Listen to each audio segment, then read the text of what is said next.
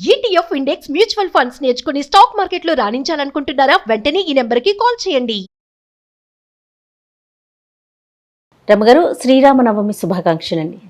మీకు కూడా శ్రీరామనవమి శుభాకాంక్షలు జయ. సుమన్ టీవీ ప్రేక్షకులందరికీ శ్రీరామనవమి శుభాకాంక్షలు. నవమి యొక్క విశిష్టత, నవమి విశిష్టత అందరికీ తెలుసు. ఆ రోజు మనం ఏం చేస్తాము, ఎలా ఉండాలి, ఏంటి, మీరే చాలాసార్లు మన ఇద్దరం మాట్లాడుకోవడం జరిగింది కదా. నాకు శ్రీరాముడి యొక్క గొప్పతనం రమగారు ఇంకొకసారి వినాలనిపిస్తోంది. రామో విగ్రహవాన్ ధర్మ, సనాతన ధర్మానికి ఆయువు పట్టు రామాయణం. రామాయణం, అవునండి. ఆ రామాయణ కథానాయకుడు రాముడు. భగవంతుడు దశావతారాల్లో మానవ పరిణామ క్రమం చూపిస్తూ కనపడుతుంది మనకి. వామనావతారం తర్వాత ముందు అవతారం ఏం వేశారు? మత్స్యావతారం. మత్స్యము, కూర్మము, వరాహము అయిన తర్వాత వామనావతారం కనపడుతుంది. వరాహం నరసింహావతారం, నరసింహుడు సగం మనిషి సగం మృగం. తర్వాత వామనావతారం, బాలుడు మానవ రూపం చిన్న బాలుడుగా. తర్వాత పరశురామావతారం కనిపిస్తుంది. పరశురామావతారంలో ఏంటంటే భగవద్ లక్షణాలు భగవద్ అంశమాత్రంగా ఉన్నప్పటికీ ఒక తీవ్రమైన ప్రవృత్తి కనిపిస్తుంది. తర్వాత వచ్చిన రామావతారం పూర్తిగా మానవుడు అనేవాడు ఎలా ఉండాలి, పరిపూర్ణ మానవుడు. విష్ణువులోని సగం అంశతోటి జన్మించాడట ఆయన శ్రీరాముడు. రామాయణంలోనే స్పష్టంగా చెప్తారు. విష్ణువులోని సగం అంశ. పాయసం ఇచ్చారు, పుత్రకామేష్టి యాగం చేయబడింది. పుత్రకామేష్టి యాగంలో యజ్ఞపురుషుడు ఒక పాయస పాత్ర పట్టుకొస్తే సగం పాయసాన్ని కౌసల్యకి ఇచ్చారు. మిగిలిన సగం మిగతా ఇద్దరు తీసుకున్నారు. మిగిలిన సగాన్ని పంచారు. సగం పాయసం కౌసల్యకి రావడం వల్ల విష్ణువులోని సగభాగంగా మనకి మానవుడుగా రాముడు జన్మించాడు. కళ్యాణ గుణాలు కలిగినవాడు. పైగా ఏమిటంటే ఇలా ఒక ప్రత్యేకమైన లక్షణాలు ఉన్నవాడు. ప్రతిదీ ప్రత్యేకమే కదా రమగారు. వీరత్వము, ధీరత్వము, శూరత్వము ఉండి దాంతోపాటు కరుణా సముద్రుడిగా కూడా కనపడతాడు రాముడు. మామూలుగా వీర ధీర శూరులు అంటే ఏమిటి? వాడు కత్తే తిప్పుతాడు, అవునవును, బాణమే వేస్తాడు. వాడి మనసులో మృదుత్వమో మెత్తదనమో ఉండే అవకాశమే లేదు. దుఃఖము, కరుణ అలాంటివి ఏమి ఉండకూడదు. కరుడు గట్టిపోయి ఉంటారు, క్రూరంగా ఉంటారు. పరశురాముడిలో అది కనపడుతుంది మనకి, కానీ రాముడిలో అది కనిపించదు. సందర్భానికి ఆ సమయంలో ఎట్లా రియాక్ట్ అవ్వాలో అలా రియాక్ట్ అవుతాడు. జనస్థానంలో 14,000 మంది రాక్షసులను చంపేశాడు ఒక్కడే. ఆ తర్వాత భార్య కనిపించకుండా పోతే పామరుడులాగా దుఃఖించాడు. ఇంతమందిని చంపగలిగిన వాడు పోతే పోయిందని అనుకోలా. సహజంగా మనం ఎట్లా చూస్తాం, అవును, ఒకడు ఒక హత్యలు చేసిన వాళ్ళు కరుడు కట్టిపోయిన పద్ధతిగా ఉంటారు, కఠిన మనస్కులై ఉంటారని భావిస్తాం. సహజంగా అట్లా జరుగుతుంది. కానీ ఈయన అలాంటి వాడు కాదు. ఈయన అట్లా అనడానికి వీలు లేదు. ఆయన లాంటి ప్రభువు లేడు, అన్న లేడు, తండ్రి లేడు, భర్త లేడు, కుమారుడు లేడు. ఆయన లాంటి దైవం శిష్యుడు లేడు. ఆయన లాంటి శిష్యుడు కూడా లేడు. అవును అవును. రమగారు, కళ్యాణ రాముడు అంటే ఏంటండి? కళ్యాణ రాముడు నీ వివాహంలో పెళ్లి కొడుకుగా తయారైన రాముడు. అంతే. ఈ కళ్యాణ గుణాలంటే మనకి రామాయణం మొట్టమొదట మొదలుపెట్టినప్పుడు వాల్మీకి ఒక ప్రశ్న వచ్చిందట. నారద మహామునిని అడిగాడు ఆయన, ఎవరు ఇలాంటి అత్యద్భుతమైన గుణాలు కలిగి ఉన్నవాడు ఎవడైనా ఉన్నాడా లోకంలో? గుణవాన్ కశ్చ వీర్యవాన్, కోన్వస్మిన్ సాంప్రతం లోకే గుణవాన్ కశ్చ వీర్యవాన్, ఇలా మొదలవుతాయి శ్లోకాలు. 16 కళ్యాణ గుణాలు చెప్తాడు. ఈ గుణాలు కలిగిన వాడు ఎవరైనా ఉన్నారంటే ఈ కాలంలోనే ఉన్నాడు. అయోధ్యా నగరాన్నేలే దాశరథే ఇలాంటి గుణాలు కలిగిన వాడు. ఇతను ఇట్లా జన్మించాడు, భగవంతుని అవతారము. విష్ణువులోని అర్ధభాగంతో జన్మించినవాడు. మానవులకి ఇలాంటి ఒక లక్షణాన్ని చూపించటం కోసం మర్యాదా పురుషోత్తముడు అంటారు రాముడు. మానవ మర్యాద, మనిషి అన్నవాడు ఎలా ఉండాలో అలా ఉండి చూపించాడు. ఆ చూపించిన రాముడు ఎప్పటికీ మనకి ఆదర్శప్రాయుడే. భార్యాభర్తలు అన్యోన్యానికి సీతారాములనే చెప్పుకుంటాం. ఇంకో దంట పేరు రాదు చూడు. అవునండి. కానీ మనకి కథాంశంలో చివరికి ఏం కనపడుతుంది? ఆమెను పంపించేశాడని, ఆమె వెళ్ళిపోయిందని 2 వింటాం. అవును. ప్రశ్న కూడా మనకు అది వస్తుంది. అంత కష్టపడి అక్కడెక్కడికో వెళ్ళి ఎక్కడి నుంచి ఎక్కడికి నడిచాడమ్మా. అవును. ఎన్ని వేల కిలోమీటర్లు నడిచాడు అడవిలో ఆవిడ కోసం. ఏకంగా మొత్తం సౌత్కి వచ్చేసాడు కదా. ఎక్కడ దండకారణ్యం, అక్కడి నుంచి భార్య కోసం ఏ సహాయము లేకుండా వెతుక్కుంటూ వచ్చి లక్షల మంది రాక్షసుల్ని సంహరించి, అది కూడా ఆయన తీసుకున్న సహాయం ఏమిటి? కోతులు. ఇంత పని చేసి ఆమెను తీసుకెళ్ళి అగ్నిపునీతం చేసి తీసుకెళ్ళి కూడా ఎందుకు పంపించేశాడు అనేది ఒక ప్రశ్న వస్తుంది. అవును అవును. కానీ దంపతుల అనురాగం అన్యోన్యతకి సీతారాములే పంపించేశాడన్నమాట ప్రశ్నగా ఉంటుంది. పంపేశాడు కాబట్టి వీళ్ళకి అన్యోన్యం లేదని మనం అనలేకపోతాం. అవును, అనుకోలేకపోతాం. అసలు ఊహ కూడా రాదు మనకి. ఇంకొక జంటని చెప్పగలమా? అసలు అసాధ్యం రామ్ గారు, అసలు లేనే లేదు. అది రాముడి గొప్పతనం. అది ఆయనలో ఉన్నటువంటి ఆ కళ్యాణ గుణాల విశేషమే అది. ఇవి కాకుండా ఈ రామ శబ్దం అదేంటంటే, ఈ రా అనంగానే, రా అనేసరికల్లా మన లోపల నుంచి నెగిటివ్స్ అన్నీ బయటికి వెళ్ళిపోతాయట. సమస్త పాపక్షయం పాపాలు వెళ్ళిపోతాయి బయటికి. మా అనంగానే క్లోజ్ అయిపోతుంది. ఇక బయటికి పోయిన చెత్త ఏది లోపలికి రాదు. ఆ అక్షరాల్లో ఉంది అది.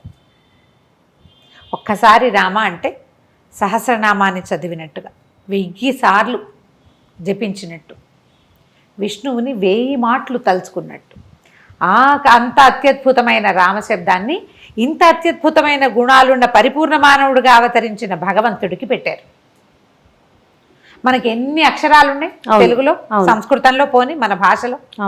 ఇన్ని అక్షరాల్లో ఈ రాకి మాకి మాత్రమే ఇలాంటిది ఎందుకుంది?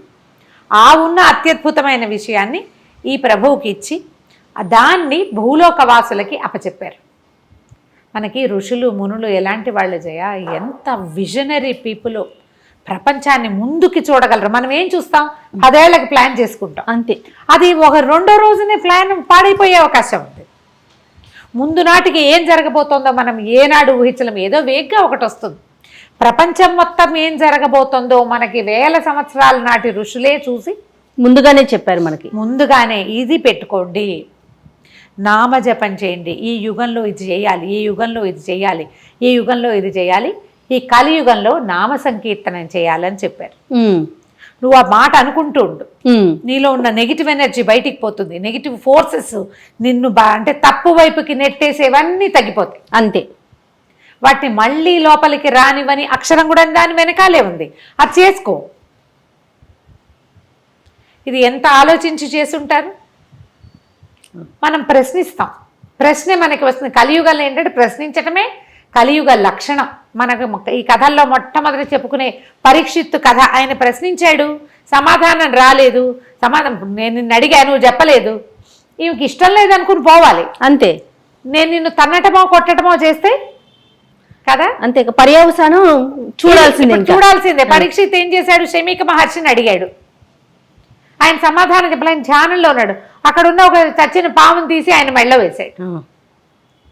సమాధానం చెప్పకపోయినా మనం తీవ్రంగా రియాక్ట్ అవుతాం. కలియుగ లక్షణం. మరి ఆ చేసిన తప్పుని పోగొట్టుకోవటం కోసం కొన్ని రోజుల పాటు మా భాగవతాన్ని విని ఆయన ఈ తప్పు నుంచి బయటపడ్డాడు. అన్ని పురాణాలు శాస్త్రాలు అన్నీ విన్నాడు. భగవన్నామ సంకీర్తన విని ఎన్నో గాథలు, భాగవతం చెప్పించుకోవాలి, మామూలుగా అన్ని కథలు చెప్పించుకున్నాడు. ఎన్నో శాస్త్రాలు విని అయినా కూడా మరణాన్ని తప్పించుకోలేకపోయాడు. కలియుగ లక్షణం అది. కలియుగంలో ఇలాంటి లక్షణం ఉంటుంది కాబట్టి మనకి రామనామాన్ని అందించారు. అది తెలుసుకోండి, సులువు అంతే. పెద్ద కష్టపడక్కర్లేదు కదా. రామ అంటాం ఏం కష్టం? రామ అనుకో కూర్చుంటే, రామ నుంచుంటే, రామ పడుకుంటే, రామ రామ అన. ప్రతిదానికి ఏదైనా తప్పు జరిగింది నేను చేయలేదు అని చెప్పడానికి రామ రామ అనొచ్చు. ఎంత తప్పు జరిగింది అనడానికి రామ రామ అనొచ్చు. నువ్వు అన్నిసార్లు అంటే క్రమంగా తప్పు చేసే ఉద్దేశం నుంచి నువ్వు బయటకు వచ్చేస్తావు. నీ చుట్టూతా వాతావరణం బాగుపడుతుంది. చుట్టూతా ఉన్న మనుషుల్లో కొంత మార్పు వస్తుంది. అంతా మారదు, కలియుగం కదా, కొంతగా తేడా వస్తుంది. అలాంటి కళ్యాణ గుణాలు కలిగిందే రామశబ్దం. ఆ రాముడిని ఈ రోజున కొలుచుకుందాం, ఆయనకి కళ్యాణం చేసుకుందాం.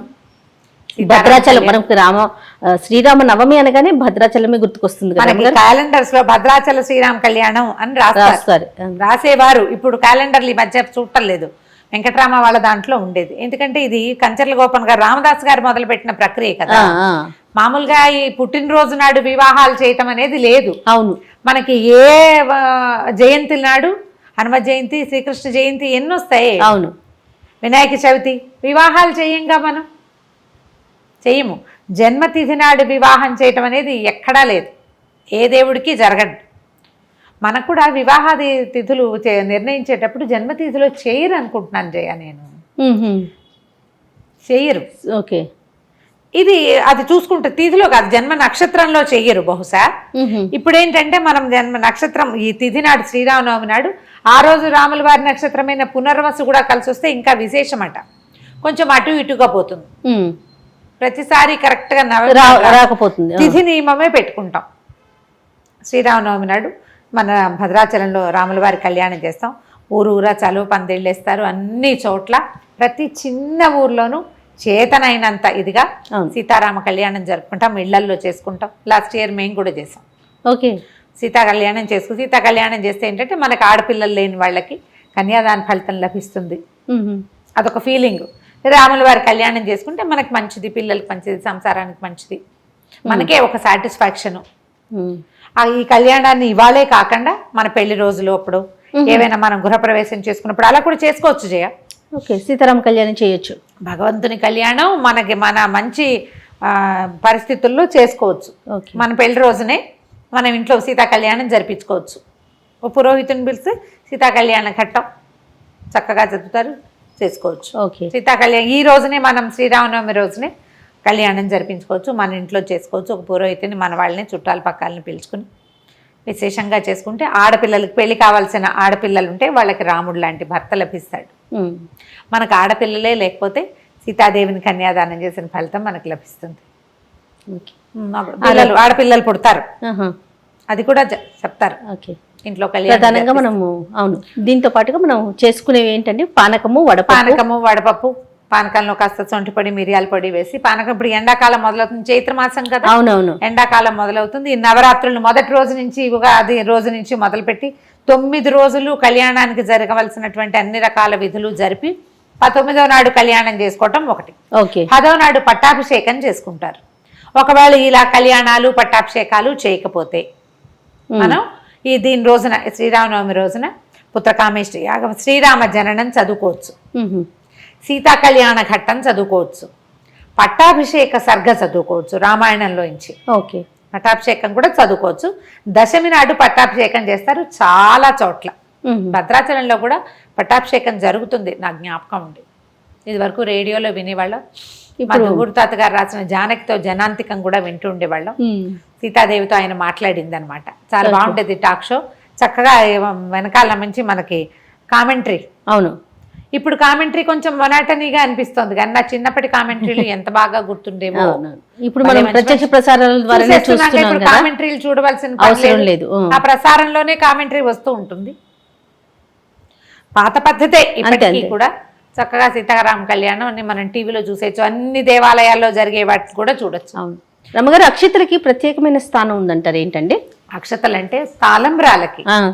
ఈ తలంబ్రాలు పోయించేవారు. ఇప్పుడు మనకి తెలుగు పెళ్లిళ్లలో తలంబ్రాలు ఉంటాయి. అవును, మనకి ఇంకెక్కడా కనపడదు చూడు. అవును, రాముల వారి మన భద్రాచలంలోనే రామదాస్ గారే ప్రవేశపెట్టారు. ఒక ప్రత్యేకమైన శ్లోకం ఉంది కదా, జానక్యా కమలామలాంజలి పుట్టే యాయంద్రి పద్మరాగైత. ఆవిడ ఇట్లా పువ్వు ఎత్తింది, ముత్యాలు ఎత్తితే ఆవిడ చేతులు ఎర్రగా ఉండే, అవన్నీ ఎర్రగా కనపడుతుంది. అవే ఎత్తి రాముల వారి మీద పోసేసరికి ఇంద్రనీలాగా కనపడుతున్నాయి ముత్యాలు. ఆవిడ ఎర్రటి చేతిలో ఉన్న ముత్యాలేమో ఎరుపుగా, ఆయన రాగాల్లాగా, ఆయన మీద పోస్తే ఇంద్రనీలాల్లాగా. ఇప్పుడు ప్రతి పెళ్లి శుభలేఖకి అవే ఉంటుంది, జానక్యాహ కమలామల, అదే శ్లోకం ఉంటుంది. అది అంత ప్రఖ్యాతమైన శ్లోకం. ఈ తలంబ్రాలు పోసుకునే ఘట్టం కేవలం తెలుగు వారికి సంబంధించిందే. అది ఎవరు ఈ శ్లోకాన్ని రాశారండి నాకైతే ఐడియా లేదు, కానీ నా చిన్నప్పటి నుంచి నేను చూస్తూనే ఉన్నా, వివాహంలో కూడా ఆ శ్లోకం చదువుతారు. ఈ తలంబరాలు, ముత్యాల తలంబరాలు మనకి ఇక గోల్కొండ నుంచి వెళ్ళేవని చెప్తారు. ఇప్పుడు కూడా ప్రభుత్వం వాళ్ళు అవును. సమర్పిస్తారు కదా. ఈ తలంబరాలు పోసే బియ్యాన్ని గోళ్లతోటి ఒలుస్తారట. ఒక ఊరు వాళ్ళు ప్రత్యేకంగా చేసిస్తారు ఇవి. ఆ బియ్యాన్ని పట్టించరు, గోళ్ళతో బియ్యం తీస్తారే? ఒలిచి అవి తయారు చేస్తారు. దానికి ప్రత్యేకంగా ముహూర్తం తయారు చేసి పంపించటం. ఆ స్వామివారి మీద, ఆయన మీద పడతాయి కదా మరి అవి తెచ్చుకుని మనం ఇంట్లో అట్ట పెట్టుకుంటే శుభం కలుగుతుంది. మనతో పాటు ఎప్పటి నుంచి ఏటా వచ్చే 2 ముత్యాలు, ఇన్ని అక్షింతలు ఎన్ని ఉన్నాయో మా ఇంట్లో డబ్బా నిండా. నేను ఆ ముత్యాలు చాలా అయినాయని మొన్ననే దండగుచ్చి మా ఇంట్లో ఉన్న లక్ష్మీదేవికి అలంకారం చేసాం. చాలా ఉన్నాయి. అదేనండి. ఎలాగూ వాటికి పూసలు ఉన్నవే కదా, హోల్స్ ఉంటాయి. హోల్స్ లేని ముత్యాలు కాదుగా. అవును. వాటిని ఒక దండగుచ్చేసి అమ్మవారికి వేసుకున్నాం అనమాట. అట్ట పెట్టుకోవచ్చు. అవన్నీ మనకి మంచిది, శుభం. ఇప్పుడు మన ఇళ్లలో జరిగే కళ్యాణ పక్షింతలు కూడా మనం ఆ కళ్యాణ పువ్వు తలంబరాలని అక్షింతలుగా చెప్పుకుంటాం. మనకు అక్షతలు, అవును, వారికి తలంబరాలు, మనకి అక్షతలు. అవి మన దగ్గర ఉంటే ఏంటంటే మనకు ఒక ఆశీర్వచనం. భగవంతుని మీద నుంచి జారిన అక్షతలు మన దగ్గర ఉంటే అవి మనకి కొండంతలైన వరాలుగా పరిణమిస్తాయి. అవకాశం అంటే చక్కగా తెప్పించి పెట్టుకోవచ్చు. ఓకే. ఇంకా పండగ రోజు పాటించాల్సిన నియమాలు ఏమన్నా చెప్తారా? ఎప్పుడూ చెప్పేవి. సీతా కళ్యాణం సంవత్సరానికి ఒక్కసారి చేస్తారు. సీతారామ కళ్యాణం చేసేది ఏడాదికి ఒక్కసారి. ఇలాంటి ప్రత్యేకమైన రోజు పొద్దున్నే కనీసం స్నానం చేసి దేవుడి దగ్గర ఎక్కడో చోట ఒక చిన్న దీపారాధన చేసుకుని ఒక అగరబత్తి అయినా చూపించి దండం పెట్టుకుని, భార్యాభర్తలు కొట్టుకోకండి అమ్మా ఈ ఒక్కరోజు, వాదించుకోకండి, పోట్లాడుకోకండి, పిల్లల్ని తిట్టకండి. మనము చూసింది చేసింది కాదు కదా. నిజానికి మనం సీతారామ కళ్యాణం చేసుకుంటాం కానీ ఒకే రోజు శ్రీరామ లక్ష్మణ భరత శత్రుఘ్నులకి నలుగురికి రోజే వివాహం జరిగింది. ఒక్క వేదిక మీదే పెళ్ళయింది. అవును. సీతా కళ్యాణం చేస్తే మిగిలిన కళ్యాణాలు కూడా చేసినట్టే. మనం 4 పెళ్ళిళ్ళు చేసినట్టు. 4 పిల్లలకి పెళ్ళిళ్ళు చేసి మనం పోట్లాడుకోవచ్చా? ఆలోచించండి. పోట్లాడుకోవద్దు, వాదనలు చేయొద్దు. ఈ రోజున ఏదో ఒక మంచి మాట అనుకుని, ఒక చక్కగా ఏదైనా శ్లోకం చదువుకుని రోజంతా రాముణ్ణి తలుచుకుంటూ ఉంటే, అన్నిసార్లు రామశబ్దాన్ని ఉచ్చరిస్తే సగం నెగిటివ్ ఎనర్జీని మనం తోసేస్తాం బయటికి. చుట్టూతా ఉన్నదాన్ని చేయలేకపోతాం. మనం అంటుంటాం, మిగిలిన వాళ్ళు కూడా అన్నారు అనుకోండి, ఆటోమేటిక్గా చుట్టూతా ఉన్నది కూడా వెళ్ళిపోతుంది, చుట్టూతా ఉన్నది కూడా పోతుంది. అలా ప్రయత్నం చేయండి. ప్రతి సంవత్సరం వచ్చే శ్రీరామనవమిని ప్రతి సంవత్సరం వచ్చే మన పుట్టినరోజుతోటి సమానంగా ఎంత బాగా చేసుకోవాలనుకుంటాం. మన బర్త్డే, అవును, పుట్టినరోజు పూట ఇలా అయిపోయింది అలా అయిపోయింది అనుకుంటాం. రాముల వారి పుట్టినరోజు మన పుట్టినరోజే. పుట్టినరోజు పెళ్లి రోజు 2 చేస్తున్నాం కదా. మనమైతే ఎంత బాగా చేయాలనుకుంటామో ఈ రోజుని అంత బాగా చేసుకోండి. తప్పకుండా. నమస్తే రమ్మగారు. నమస్తే.